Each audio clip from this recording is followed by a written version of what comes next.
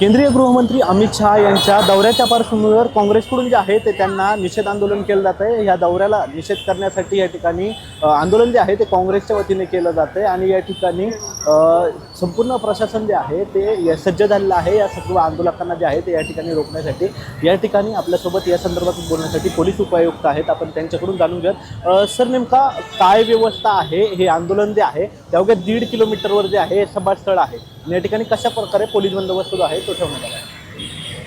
आज माननीय गृहमंत्री जे आहे त्यांची भेट आहे पुण्याला। त्या अनुषंगाने काही ग्रुप्सने जे आहे प्रोटेस्टचा कॉल केला होता।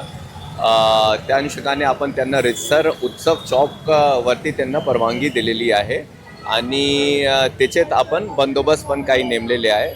जवळजवळ 100 ते 150 लोकांचा बंदोबस्त आपल्याकडे आहे आणि आपण हे इन्शुअर करत आहे कुठल्या प्रकारचा अनुचित प्रकार घडणार नाही। एकंदरीत काय काय यंत्रणांचा वापर जो आहे तो या आंदोलकांना या ठिकाणी रोखण्यासाठी केला जातोय?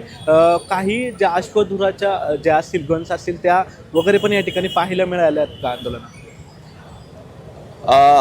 एकंदरीत पुणे पोलीसच्या जास्त इथे बंदोबस्त आहे आणि त्याच्यात क्राईम ब्रांच आणि बाकी सगळे लोक इन्व्हॉल्व आहे। काही लोक प्लेन क्लोथ्समध्ये आहे, काही युनिफॉर्ममध्ये आहे आणि फक्त आपण हेच इन्श्योर करतात की कुठल्या प्रकारच्या कायदा सुव्यवस्थेचे प्रश्न। साधारणतः 1:30 वाजेपर्यंत हा सर्व जो आहे तो कार्यक्रम असणार आहे अमित शहांचा। तर ह्या आंदोलनाला नेमकी किती वेळाची परवानगी जी आहे ती पोलिसांकडून देण्यात?